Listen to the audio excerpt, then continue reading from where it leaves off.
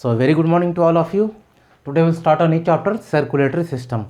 We already have finished digestive system and respiratory system. Today we'll start a new topic, that is circulatory system. Okay, चलिए start करते हैं. As name suggest, नाम suggest कर रहा है circulatory, अर्थात हमारे बॉडी में किसी चीज़ का सर्कुलेशन होगा. किस चीज़ का सर्कुलेशन होगा, इसे हम लिख देते हैं बॉडी फ्लूइड्स का. बॉडी फ्लूइड्स हिंदी में से क्या बोलेंगे, शरीर के द्रव्यों का. शरीर के द्रव्यों का. कौन कौन से ऐसे बॉडी फ्लूइड्स हैं जिनका ये सर्कुलेशन करेगा. ब्लड, हिंदी में रक्त बोलेंगे. लिम्फ, लसिका बोलेंगे हिंदी में. सीरम, हिंदी में इसे सीरम ही बोलते हैं, सीरम. वाटर समवॉट, हमारे बॉडी में 70 to 80% वाटर है. ठीक है, रिमेनिंग जितने हो गए वो वाटर के अलावा सारे बॉडी फ्लूइड्स में आ जाएंगे. क्लियर है चीज. अब ये उठता है कि ये जो सारा सर्कुलेशन होगा किसके थ्रू होगा. There is one specialized organ, जिसे हम लोग बोलते हैं स्पेशलाइज्ड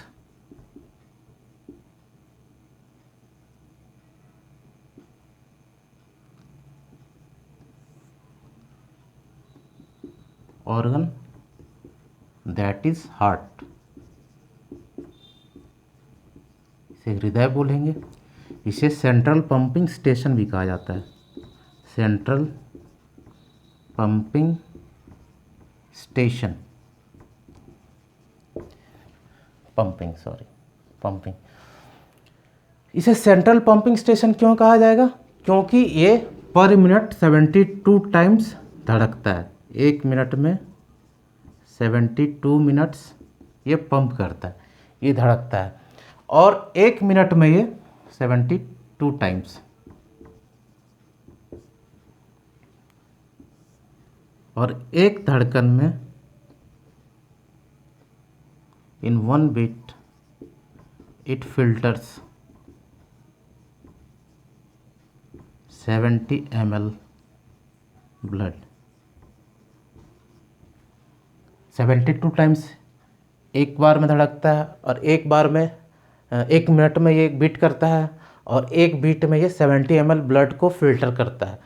तो एक मिनट में कितना करेगा, अगर हम कैलकुलेट करते हैं ये 72 × 70, 5040 ml. हमारा टोटल ब्लड वॉल्यूम बॉडी में क्या है, total blood volume in our body, यहाँ मैं लिख रहा हूँ टोटल ब्लड वॉल्यूम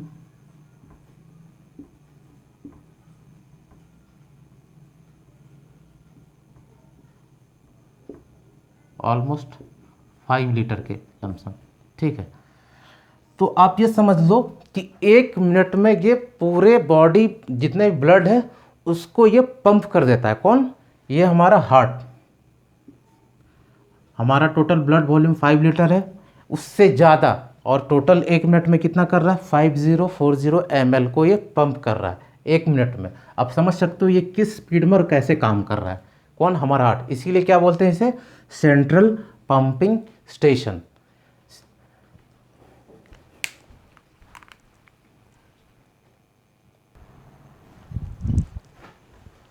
तो हम लोगों ने देखा इसे क्यों सेंट्रल पंपिंग स्टेशन कहा जा रहा है. अब पूरे हार्ट की जो पल्स के लिए, जैसे एक मिनट में 72 बार धड़क रहा है, उसका मेजरमेंट के लिए हमारे पास कौन सा डिवाइस है, इस डिवाइस को हम लोग स्टेथोस्कोप बोलते हैं. स्टेथोस्कोप. और पूरे इस हार्ट की एक्टिविटी को जिससे हम लोग देखते हैं या फिर मेजरमेंट करते हैं, उसे क्या बोलते हैं, इलेक्ट्रोकार्डियोग्राफ. इलेक्ट्रोकार्डियोग्राफ. लेटर हम लोग इसको इलेक्ट्रोकार्डियोग्राफ को डिस्कशन करेंगे. ये एग्जामिनेशन पॉइंट ऑफ व्यू से थोड़ा इंपॉर्टेंट हो जाता है, जो पूछा जा सकता है. ठीक है, अब देखते हैं जब हमारे शरीर में ब्लड फ्लो कर रहा है, तो ब्लड फ्लो, ये तो हमारा हार्ट क्या कर रहा है, सिंपली पंप कर रहा है ब्लड को, लेकिन फ्लो करने के लिए कुछ तो चाहिए होगा, मीडियम. तो किस मीडियम के थ्रू हमारे बॉडी में ब्लड फ्लो करता है और हार्ट के पास ये पहुंचता है, क्या नाम है उस मीडियम का, जिसे हम लोग ब्लड वेसल्स बोलेंगे।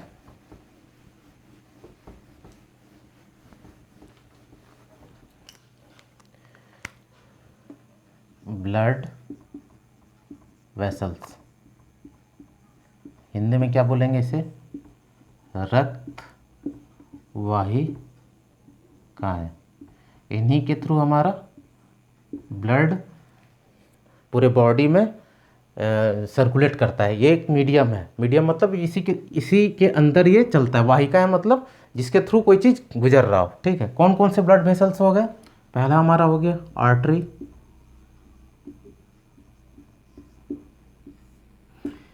हिंदी में इसे धमनियां बोलेंगे।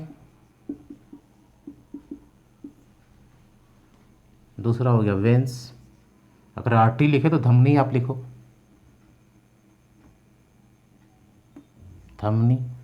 दूसरा हो गया वेन, शीरा इसे बोलते हैं। तीसरा हो गया कैपिलरीज, कैपिलरीज जिसे हम लोग छोटी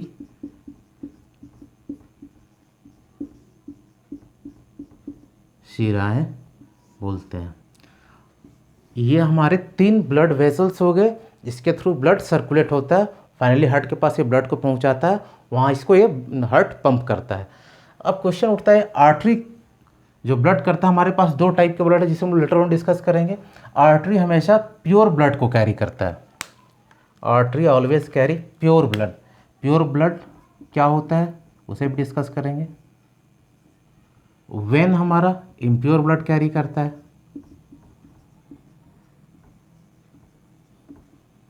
शिराएं मिक्स्ड ब्लड को कैरी करता है, मिक्स्ड ब्लड।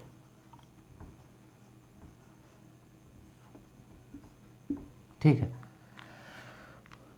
आर्टरी हमेशा प्योर ब्लड को कैरी करता है, लेकिन इसका एक एक्सेप्शन है, एक अपवाद है। कौन सा अपवाद है, पल्मोनरी आर्टरी।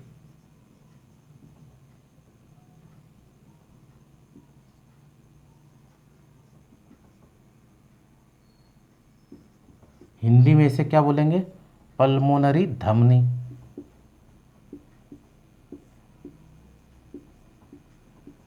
केवल यही एक धमनी है जो इम्प्योर ब्लड को कैरी करता है, मतलब अशुद्ध रक्त, अशुद्ध रक्त को कैरी करेगा। इन जनरल क्या होता है, धमनी हमेशा प्योर ब्लड को कैरी करता है, शुद्ध रक्त को कैरी करता है। शुद्ध रक्त और अशुद्ध रक्त क्या है अभी हम डिस्कस करने वाले हैं। When always carry impure blood, अर्थात अशुद्ध रक्त, लेकिन पल्मोनरी वेन इसका एक्सेप्शन है।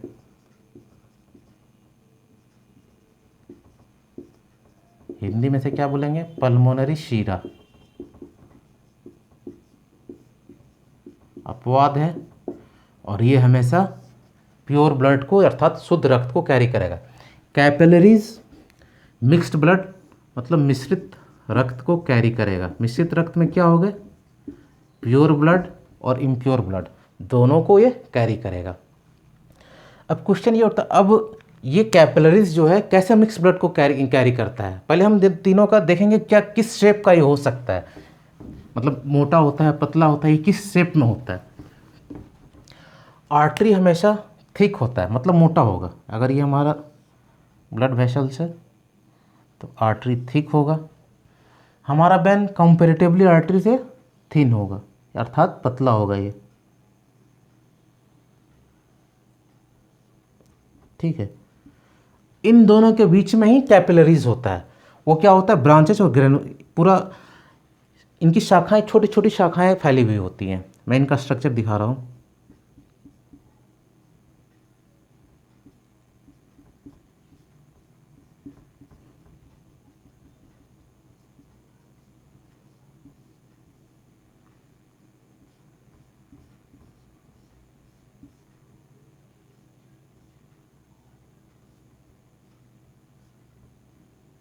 इनका मेन फंक्शन क्या है, ये वेन को आर्टरी से कनेक्ट करेगा। ये हमारा आर्टरी हो गया, ये हमारा वेन हो गया, ये कैपिलरी हो गया, ये इन दोनों के बीच में एक जंक्शन के रूप में काम करता है, मतलब इन दोनों को जोड़ता है। अब सवाल ये उठता है कि अगर हमारा artery always pure blood carry करता है, ऑलवेज नॉट, मतलब in general pure blood carry करता है, वेन इम्प्योर ब्लड कैरी कर रहा है, तो ये मिक्स्ड ब्लड अगर कैपिलरीज कैरी कर रहा है तो हमारी बॉडी को नुकसान नहीं है, मतलब कुछ हार्म नहीं है। ये हार्म बिल्कुल भी नहीं है, इसलिए नहीं है कि इसका जो ब्लड वॉल्यूम होता है कैपिलरीज में, छोटी शिराओं में, उनका वॉल्यूम नेग्लिजिबल होता है, बहुत कम होता है कंपैरेटिवली आर्टरी और वेन के कंपैरिजन में, इसलिए हमें जो हार्म होता है ऑलमोस्ट नहीं होता है। सेकेंड चीज़, इसका बेनिफिट क्या है, इन दोनों के बीच में एक जंक्शन और कनेक्शन का काम करता है, आर्टरी और वेन को ये जोड़ता है। एक चीज़ और क्या है, कैपिलरीज हमारे छोटे छोटे ऑर्गन्स में, हर जगह के ऑर्गन्स में पहुंचता है। जैसे अगर हम लोग यहाँ पर कहीं से भी अगर हम लिविंग ऑर्गन है, जैसे हमारा हेयर को छोड़ के और नेल्स को छोड़ के कहीं भी अगर हम हल्का सा भी स्क्रैच करें तो हमारा ब्लड निकलता है। इसका मतलब हमारे बॉडी में हर जगह ब्लड है। ब्लड कहने का मतलब क्या है कि वो न्यूट्रिएंट्स को कैरी करता है, ये कैपिलरीज न्यूट्रिएंट्स को हर एक जगह पहुँचाता है, इसीलिए इसका एडवांटेज ये है। मैंने बताया डाइजेस्टिव सिस्टम में ही कि हमारा डाइजेशन मेनली 3 जगहों पे होता है बॉडी में, मेनली वकल कैविटी, स्टोमक और स्मॉल इंटेस्टाइन में। मुख गुहिका में होता है, अमाशय में होता है और छोटी आंत में होता है। और वो फाइनली हमारा जब भी डाइजेशन होगा तो रीऑब्जर्व होकर कहाँ जाता है, हमारे वेरियस बॉडी ऑर्गन्स में जाता है। कौन कैरी करता है, ब्लड कैरी करता है। ब्लड कैरी करता है मतलब आर्टरी और वेन दोनों हो गए, और कैपिलरी सारे ऑर्गन्स में, मतलब जो भी ऑर्गन्स है वहाँ पर न्यूट्रिएंट्स को ये पहुँचाएगा, जिसके वजह से हम लोगों को एनर्जी मिलती है। क्लियर है चीज़? तो ये कैपिलरीज का मेन फंक्शन हो गया। क्लियर है? 1 सेकेंड।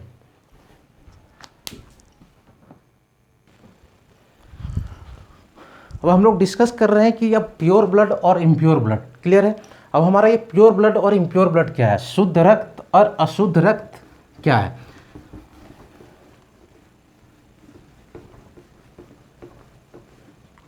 हम लोग देखें, ये प्योर ब्लड हो गया,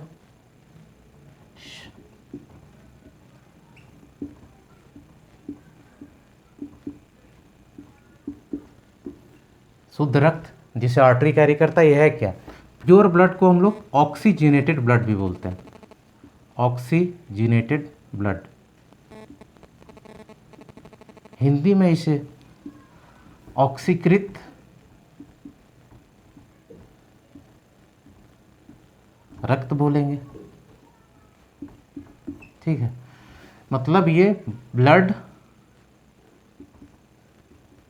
ऑक्सीजन के साथ रिएक्शन करेगा और ये ऑक्सी हीमोग्लोबिन बनाएगा, ऑक्सी हेमोग्लोबिन। हमने रेस्पिरेटरी सिस्टम में डिस्कस किया था कि बॉडी सेल्स में फाइनली एल्वेली और बॉडी सेल्स में गैसों का एक्सचेंज होता है, CO2 निकलता है और O2 जाता है। तो यही ब्लड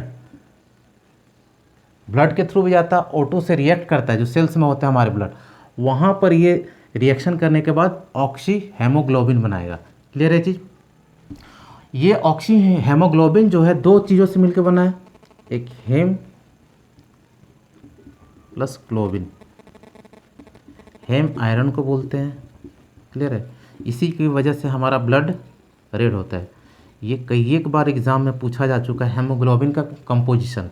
आप यहाँ हेमोग्लोबिन देख रहे हो, इसका कंपोजिशन एग्जाम्स में कई एक बार पूछा जा चुका है कि हेम का मतलब क्या और ग्लोबिन का मतलब क्या है। ठीक है, हेम का मतलब यहाँ जो आयरन हो गया, और आयरन की वजह से ब्लड रेड होता है। ये भी क्वेश्चन पूछा जा चुका है कि हमारा ब्लड रेड क्यों होता है। क्यों होता है? क्योंकि ब्लड में हेमोग्लोबिन होता है। हेमोग्लोबिन 2 चीज़ों से मिलकर बना है, हेम प्लस ग्लोबिन। हेम आयरन से बना होता है, इसीलिए हम लोग हमारा ब्लड रेड होता है। अब ग्लोबिन एक पिगमेंट होता है, प्रोटीन पिगमेंट, प्रोटीन पिगमेंट। ये प्रोटीन पिगमेंट क्या है? ये बेसिकली क्या करता है, act as a carrier, act as a carrier. कैसा कैरियर करता है? न्यूट्रिएंट्स को कैरी करता है। जो हम लोग बार बार ब्लड को बोल रहे थे कि ये न्यूट्रिएंट्स को कैरी करके वेरियस बॉडी ऑर्गन्स में ले जाता है, तो यही ग्लोबिन है। और जो प्रोटीन की तरह, ये प्रोटीन कैरियर का काम करता है, जो वेरियस बॉडी ऑर्गन्स में जहाँ भी आप कुछ भी अगर स्क्रैच करते हो तो हमारा ये निकलता है, ब्लड निकलता है, तो वही न्यूट्रिएंट्स सारे बॉडी ऑर्गन से पहुंचाता है। कौन? प्रोटीन। क्लियर है जी। तो ये हमारा प्योर ब्लड हो गया, जिसे हम लोग ऑक्सी हीमोग्लोबिन बोलेंगे। इसका कंपोजिशन ये हो गया, हेम आयरन हो गया, ग्लोबिन हमारा प्रोटीन पिगमेंट हो गया, और ये कैरियर के रूप में काम करता है। सेकेंड हमारा हो गया इम्प्योर ब्लड। इम्प्योर ब्लड जिसे हम लोग अशुद्ध रक्त बोलते हैं, इम्प्योर ब्लड।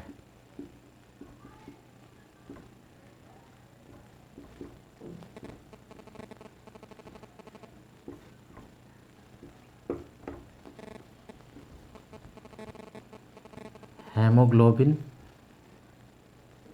इसे हम लोग क्या बोलते हैं?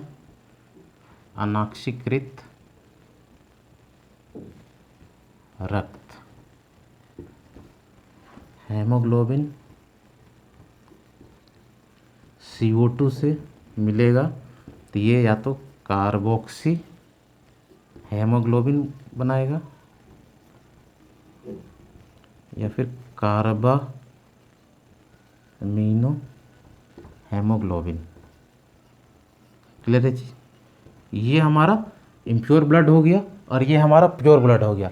और ये प्योर ब्लड और इम्प्योर ब्लड लंग्स और हार्ट के बीच में दोनों का सर्कुलेशन होता है। Pure blood impure blood pure बनता है, प्योर ब्लड इम्प्योर बनता है, जिसे हम लोग आगे हार्ट के स्ट्रक्चर के थ्रू समझेंगे।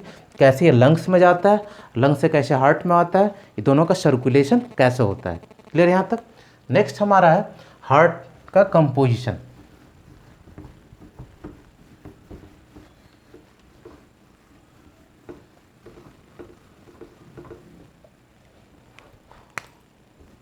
हार्ट जिसे हम लोगों ने सेंट्रल पंपिंग स्टेशन बोला, सेंट्रल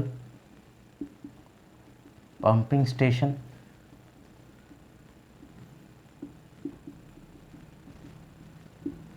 ये मायोजेनिक इन नेचर होता है, myogenic in nature. Myogenic in nature का मीन्स क्या हो गया? Controlled by brain. ये कंट्रोल्ड बाय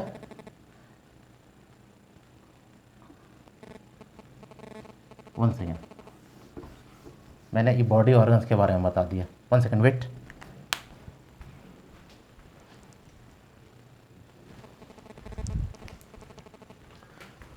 हार्ट हमारा क्या है? मायोजेनिक इन नेचर है, जैसे हम लोग सही लिख रहे थे, मायोजेनिक इन नेचर। क्लियर है। पहले हम बॉडी पार्ट्स को देखते हैं। हमारे जितने बॉडी पार्ट्स हैं, ये न्यूरोजेनिक होता है। न्यूरोजेनिक का मतलब क्या हुआ? Control by brain. यानी हमारे बॉडी के जितने भी पार्ट्स हैं, जितने भी स्ट्रक्चर हैं, वो ब्रेन के द्वारा कंट्रोल किया जाता है। जितना भी बॉडी ऑर्गन्स है, वेरियस बॉडी ऑर्गन्स, वो सिंपली ब्रेन के द्वारा ही कंट्रोल किया जाता है। अगर हम लोग ब्रीदिंग कर रहे हैं, देख रहे हैं, चल रहे हैं, ये सारा कंट्रोल ब्रेन के द्वारा किया जाता है, नर्वस सिस्टम के थ्रू होता है वो कंट्रोल। लेकिन जो हार्ट है ये मायोजेनिक इन नेचर होता है।